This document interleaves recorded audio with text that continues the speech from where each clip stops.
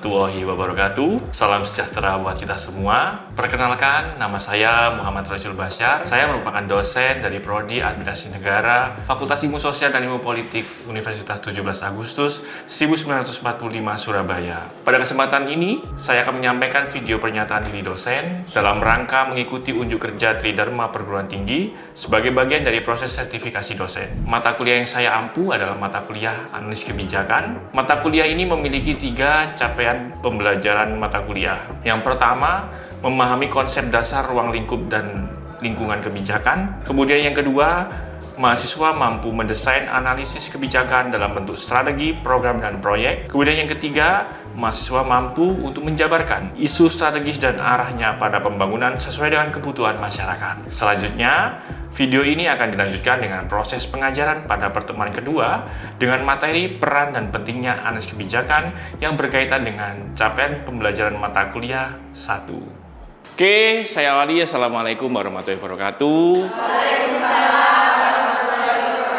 Selamat siang teman-teman semua. Ketemu lagi dengan saya. Ya, masih ingat nama saya ya, Muhammad Rasul Basyar ya. Jangan sampai lupa pokoknya ya, karena ini akan memulai segala sesuatu di kelas ini ya. Jadi hari ini saya akan menjelaskan tentang materi kedua tentang peran dan pentingnya analisis kebijakan. Pada pertemuan pertama kita membahas tentang ruang lingkup kebijakan. Mungkin Anda ada bayangan ruang lingkup kebijakan. Kemarin kita jelaskan bahwa ruang lingkup kebijakan ada banyak versinya ya, ternyata dari tahapannya. Tahapan kebijakan dari awal sampai akhir, dari stratanya. Strata kebijakan itu ada yang level dari level terbawah, masih ingat level terbawah pembuat kebijakan itu pemerintah desa ya, sampai pada undang-undang dasar, yaitu level kebijakan. Tapi hari ini kita akan masuk ke materi inti dari analisis kebijakan, mulai masuk. Kalau kemarin masih materi pengantar dari kebijakan publik. Nah, pertama kita biar punya gambaran dulu teman-teman ya. Kalau kebijakan publik, di waktu dulu mungkin Anda di semester 2 dijelaskan bahwa kebijakan publik itu menurut Thomas R.D. adalah apapun yang dilakukan oleh pemerintah untuk memilih. Jadi pemerintah itu bisa memilih untuk melakukan sesuatu atau tidak melakukan sesuatu, itu disebut kebijakan, ya gitu ya. Tapi untuk analisis kebijakan itu cukup membingungkan teman-teman ya. Karena barangnya enggak ada yang dianalisis Pak. Kemudian misal Anderson itu punya definisi bahwa kebijakan publik itu adalah interaksi aktor untuk mengatasi masalah. Masih bisa dibayangkan lah ya, karena ada interaksi aktor kebijakan dalam menyelesaikan masalah kebijakan. Nah, tapi di analisis kebijakan itu lebih tingkatan dari itu, teman-teman. Jadi kita tidak lagi membahas kebijakan publik itu apa. Misal tipe-tipe kebijakan substantif, simbolik dan lain enggak itu ya, tapi kita sudah mulai menganalisis. Artinya kebijakan, cara gampangnya adalah kita akan membuat sebuah kebijakan, teman-teman ya, meng-create sebuah kebijakan.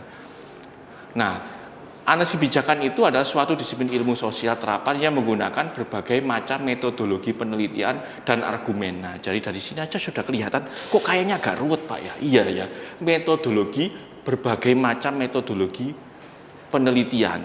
Anda tahunya ada metodologi apa saja, teman-teman? Ada kuantitatif, ada kualitatif, ada mixed method ya. Ada lagi kalau kita belajar sosiologi itu kritis. Waduh, banyak banget ya. Anda bayangkan menggunakan berbagai macam metodologi penelitian dan argumen untuk menghasilkan dan mentransformasikan informasi yang relevan dengan kebijakan yang digunakan dalam lingkungan politik tertentu untuk memecahkan masalah-masalah kebijakan. Nah, sebelum saya jelaskan lebih lanjut teman-teman ya, kita harus ingat ya, untuk belajar kebijakan publik itu ada mbahnya, ya. Ada ahlinya namanya William Dunn ya.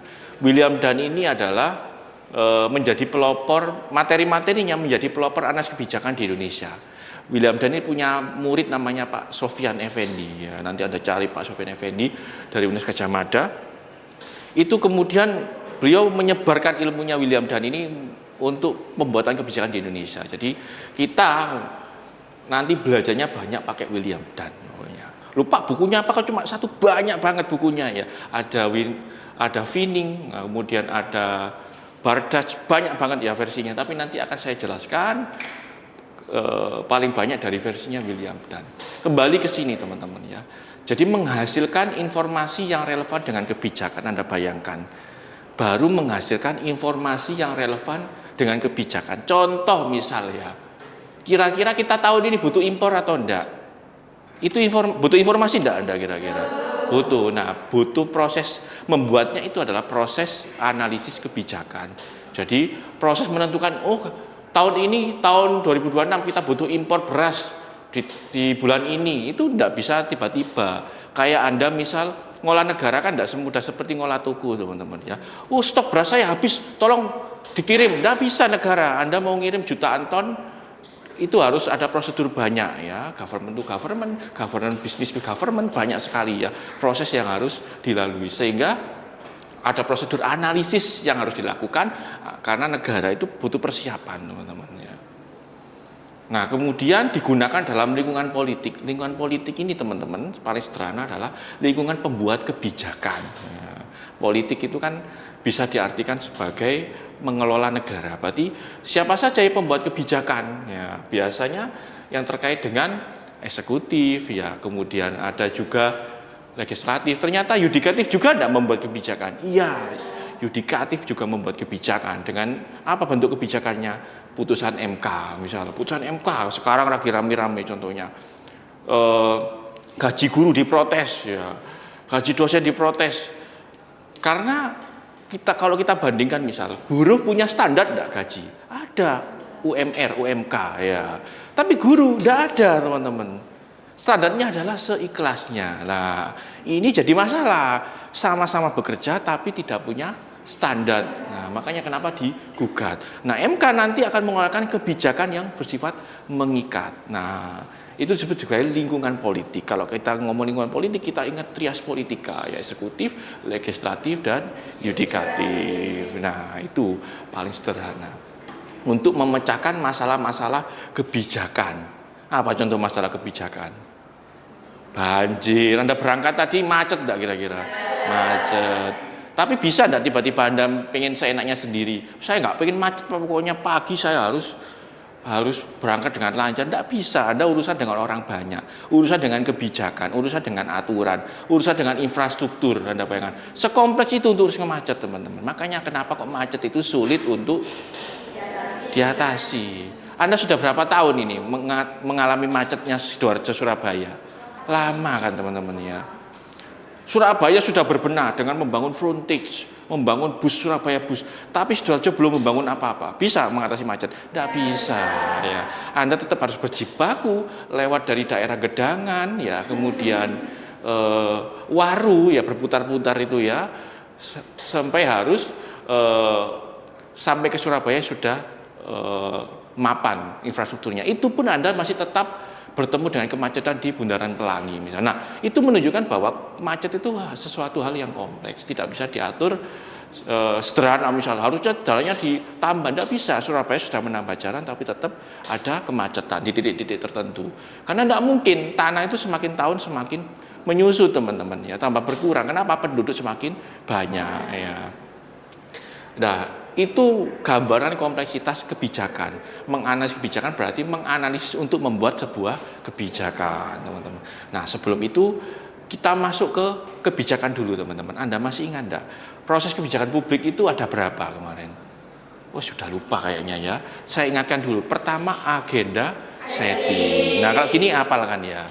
Nah, ini jadi kita lihat bahwa peran pembuat kebijakan teman-teman ya, proses kebijakan itu, policy maker itu mengalami fase-fase kebijakan, proses kebijakan.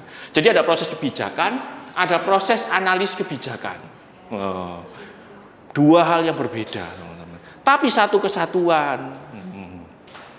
Jadi kita mulai dari peran pembuat kebijakan dulu. Pertama dia penyusunan agenda. Masih ingat enggak? Penyusunan agenda itu adalah apa kemarin? Gimana caranya, ini gampangannya ya.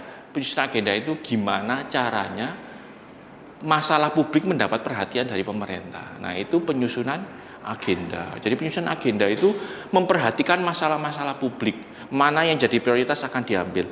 Kira-kira masalah publik itu banyak atau sedikit? Banyak. Karena banyak, maka semua calon presiden, calon gubernur, calon bupati punya prioritas masalah yang dimasukkan dalam agenda, di dalam agenda setting, penentuan agenda. Contohnya Pak Prabowo itu melihat masalah gizi itu perlu untuk ditangani. Solusinya apa, teman-teman? MBG. Nah, itu dasarnya dari penyusunan agenda, memilih masalah dulu.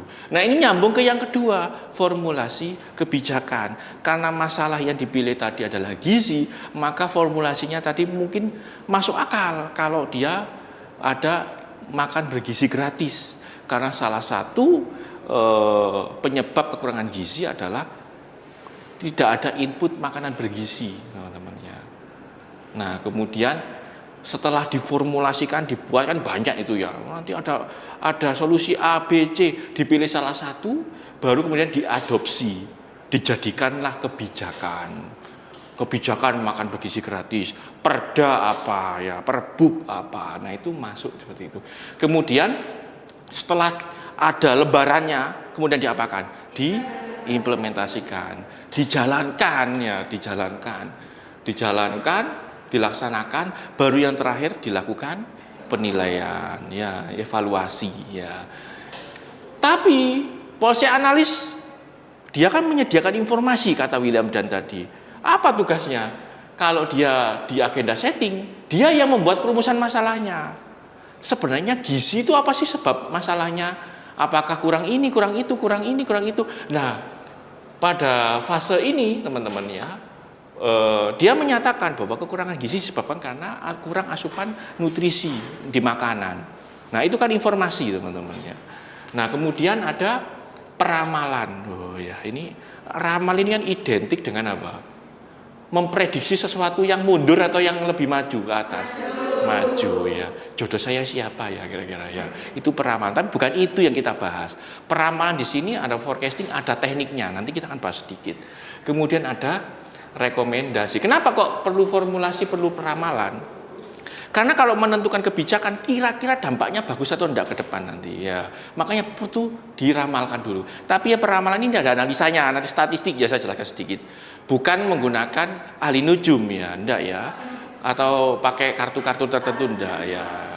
Jadi enggak di situ ya. Terlalu kompleks untuk menentukan masalah hajat hidup orang banyak. Kalau mungkin individu-individu mungkin bisa ya, saya nggak tahu juga ya. Kemudian di adopsi kebijakan, rekomendasi kan ada rekomendasi, diadopsi ya kan. Kemudian implementasi, apa yang dilakukan policy analis? Ngamati teman-teman ya, pelaksanaannya gimana, diamati sama mereka. Kemudian pada fase penilaian dia melakukan penilaian juga, diberikan penilaiannya kepada pembuat kebijakan. Jadi mereka tahu, oh hasilnya ternyata tidak berdampak. Sekarang oke, kita sudah jelaskan tadi sekilas, kita masuk ke pertama, mendefinisikan masalah kebijakan. Nah, kira-kira gimana Pak caranya? Ada teori ini teman-teman ya. Ini kita ngomong teori ini, Kak, ngawur ya. Gimana Pak cara mendefinisikan kebijakan? Kan kita tadi menjelaskan bahwa fase pertama adalah perumusan masalah ya. Perumusan masalah itu menghasilkan informasi kondisi-kondisi yang menimbulkan masalah kebijakan. Nah, kalau kita lihat teman-teman ya, apa yang perlu dilihat? Ternyata dia perlu melihat 4 hal teman-teman ya. Dalam Anda melihat perumusan masalah, misal Anda diberi tugas untuk melakukan perumusan masalah, Anda harus lihat 4 hal ini. Pertama itu apa? Apakah masalah tersebut merupakan faktor penentu? Ya, faktor penentu. Faktor di sini disebutkan key factor to problem solving. Jadi apakah dia itu faktor untuk menyelesaikan masalah kira-kira? Dikasih kira-kira pemenuhan gizi itu menyelesaikan masalah atau enggak kira-kira? Dilihat dulu, dicek. Jangan-jangan nanti sudah diberikan, kenapa kok enggak pemenuhan gizinya dalam bentuk uang Pak misalnya? Oh kalau uang nanti rawan disalahgunakan oleh orang tuanya. Dibuat beli apa biasanya? Rokok ya. Ternyata kalau kita lihat kan ada instrumen lain seperti PKH ya, bentuknya cash pernah ya. Cash ternyata dicek banyak yang pakai buat rokok. Malah anak-anaknya tidak diberikan gizi seimbang. Padahal keluarga harapan diharapkan dia itu punya harapan lepas dari jurang kemiskinan, teman-teman. Karena kan kemiskinan kita paling banyak dari struktural, teman-teman ya. Orang tuanya miskin, anaknya ikut miskin juga. Nikah sama orang miskin lagi, teman-teman. Loh, Pak kok jahat gitu? Enggak, ini kita ngomongin analisis struktur. Ya. Tapi kenyataannya iya, kalau misal ada yang nikah dengan yang ekonominya lebih baik, dia akan ikut. Ya, bukan ikut yang ke bawah, tapi ikutnya ke atas. Ya. Itu struktur seperti itu melihatnya. Makanya kenapa kok ada program pemerintah siap nikah.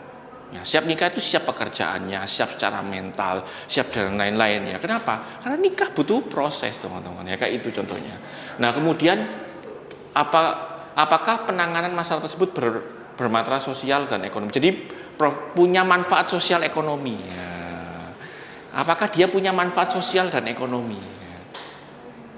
Nah, kemudian apakah masalah tersebut bersifat global dan nasional visibility? Jadi apakah isunya itu global atau nasional? MBG misal, MBG itu nasional enggak? Internasional enggak? Iya, karena negara-negara lain juga menerapkan permakanan gratis itu juga, teman-teman. Di Malaysia, di China dan di negara-negara maju banyak yang menerapkan juga. Artinya bukan sesuatu yang baru, sudah ada best practice-nya yang berhasil. Kemudian apakah masalah tersebut berkaitan dengan public value? Nah, ini public value, teman-teman. Oh, apa sih Pak nilai publik? Apa nilai publik itu ya? Nilai publik itu dianggap bernilai kalau dia bermanfaat ya, punya nilai tambah atau hasil positif yang diciptakan oleh pemerintah bagi masyarakat melalui layanan undang-undang dan tindakan lainnya. Oke, ini untuk mendefinisikan masalah ada 4 variabel yang harus Anda lihat ya. Jadi ngeceknya seperti itu. Sekarang kita ngomongin tentang peramalan. Nah, kita akan bahas 2 aja ya, teman-teman ya, karena ketersediaan waktu. Nah, pertama terkait dengan peramalan itu apa? Ada pendekatan eksploratif. Nah, contohnya adalah analisis deret waktu, eksploratif tren dan proyeksi linier. Ya apa itu Pak? Gimana itu Pak? Oh, nanti kita akan jelaskan ya. Kemudian ada pendekatan teoritik, pemetaan teori, pemetaan kausal, kemudian ada regresi berganda. Saya yakin Anda familiar beberapa. Kemudian ada pendekatan penilaian. Ini menggunakan metode Delphi, konsensus panel ahli, brainstorming, dan penyusunan skenario. Nah, ini contoh-contohnya bagaimana Pak? Wis, kita masuk saja ke yang pertama. Nah, misal contoh, bagaimana penerapan peramalan dalam kebijakan publik? Nah, kalau kita mau ngomongin tentang tadi keran impor, apa yang harus dicek? Yang dicek adalah pemerintah menggunakan data histori produksi padi dan curah hujan bulanan yang memprediksi pasokan. Jadi dia lihat, oh di bulan ini itu curah hujan rendah, jadi padi tidak bisa tumbuh dengan sempurna. Atau curah hujan terlalu tinggi sehingga padi tidak mungkin bisa panen bagus. Maka kan takutnya ada kekurangan pangan, maka dilakukan impor. Nah, seperti itu. Nah, itu karena takutnya ada indikasi defisit, teman-teman, pada kuartal tertentu ya, kuartal-kuartal pembagian waktu pada ini ya, periode panen ya. Makanya kenapa kadang ada yang protes, "Loh, kenapa sih Pak? Kok waktunya petani sedang panen, pemerintah melakukan impor?" Itu bukan karena itu. Dihitung panennya itu tidak cukup untuk pangan satu Indonesia, teman-teman ya. Karena kan tidak semua kabupaten itu memproduksi padi, ya kan. Kemudian ada kebijakan kesehatan masyarakat. Selama pandemi, Kementerian atau Dinas Kesehatan menganalisis data harian kasus penyakit menular untuk memproyeksi lonjakan. Kan dilihat dulu ya, selama COVID, mana daerah-daerah yang paling banyak lonjakan kasusnya. Akhirnya diapakan? Lockdown, teman-teman ya. Pembatasan sosial. Yang nemen-nemen itu ya, yang punya angka tinggi-tinggi itu ya. Jadi dia dilakukan pembatasan sosial. Kemudian Dinas Perhubungan memantau volume kendaraan harian pada jam sibuk di titik-titik kemacetan utama. Tren ini digunakan untuk mengevaluasi kebijakan rekayasa lalu lintas. Jadi kan ada di momen misal Idul Fitri, ada rekayasa lalu lintas, apa dibuat satu jalur, ada jalur ganjil genap, macam-macam. Itu karena ada proyeksi, ada namanya peramalan, teman-teman ya. Jadi kita bisa tahu proyeksi ke depan itu bagaimana. Nah, contoh lagi misal ya, ini regresi teman-teman ya, regresi linear berganda. Regresi linear berganda itu kan Regresi itu kalau satu variabel, satu X, satu Y itu regresi. Kalau regresi linear berganda itu variabel X-nya lebih dari satu ya. Nah ini contoh ya, ini contoh. Dia itu menganalisis faktor-faktor urbanisasi di Jawa Timur. Dia itu cek, apa sih yang menyebabkan faktor urban? Urban itu orang pindah ke kota, teman-teman. Nah setelah diteliti lebih jauh dari variabel rasio kemiskinan, keamanan, kesehatan, pendidikan, dan pengangguran dicek. Ternyata rasio pendidikan itu menjadi faktor yang signifikan terhadap urbanisasi. Makanya kenapa kok kita lihat, kenapa kok banyak orang ke Surabaya? Karena pendidikannya lengkap di sini, ada kampus banyak ya. Kemudian sekolah-sekolah besar banyak. Banyak orang yang ingin mengurbankan ke sini, urban ke sini ya. Kenapa? Selain itu, dia itu punya banyak ini teman-teman ya, kesempatan kerja ya. Karena dia pusat pemerintahan dan pusat ekonomi di Jawa Timur. Jadi banyak orang pindah ya. Tapi paling utama menurut penelitian tadi adalah pendidikan. Jadi akhirnya apa? Kita tahu, oh banyak orang itu pindah karena pendidikan. Maka yang harus dilakukan pemerintah adalah apa? Melakukan pemerataan pendidikan pada wilayah-wilayah tertentu yang sering urban. Ya. Biar tidak terjadi lonjakan penduduk tinggi di Surabaya. Surabaya sudah 2 juta penduduk, tidak mungkin ditambah terus teman-teman ya. Ditambah terus ya. Karena apa? Ada kesempatan kerja lebih di sini. Kemudian ada akses pendidikan tinggi. Maka kenapa kok perlu ada pemerataan pendidikan? Biar orang tidak selalu melakukan urban. Selanjutnya, nah ini ada analisis Delphi, teknik Delphi teman-teman ya. Oh, apa itu Delphi itu ya? Delphi itu gini teman-teman ya. Delphi itu ada beberapa ahli berkumpul menentukan sesuatu. Nah itu Delphi teman-teman ya. Ada beberapa ahli kemudian membuat satu kesimpulan konsensus. Konsensus itu bahasanya itu sebenarnya kesimpulan yang disepakati semua orang. Membuat rekomendasi. Ahli kan bisa memprediksi. Kami akan memproyeksikan. Nah, itu dia menghasilkan satu kesimpulan teman-teman di sini nanti. Nah, contohnya kenapa kok di sini di studi pendidikan ini kenapa kok akhirnya banyak sekolah-sekolah itu mengundang ahli. Contohnya di Untak ini, kita mengundang ahli banyak. Karena kita butuh analisis Delphi ini teman-teman. Untuk memprediksi pendidikan tinggi ke depan itu kayak gimana. Mereka kan memberikan masukan. Bahkan BRIN ini memakai teman-teman ya, Badan Riset Inovasi Nasional juga pakai analisis Delphi ini. Nah,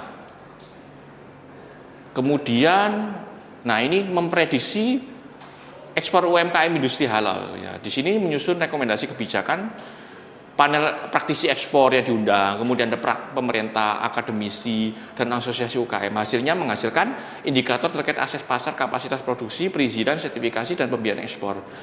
Nah, menentukan faktor kunci dalam instrumen kebijakan untuk mempercepat ekspor UKM halal. Jadi risetnya sederhana, ada FGD teman-teman ya. Makanya kenapa kok pemerintah sering melakukan FGD?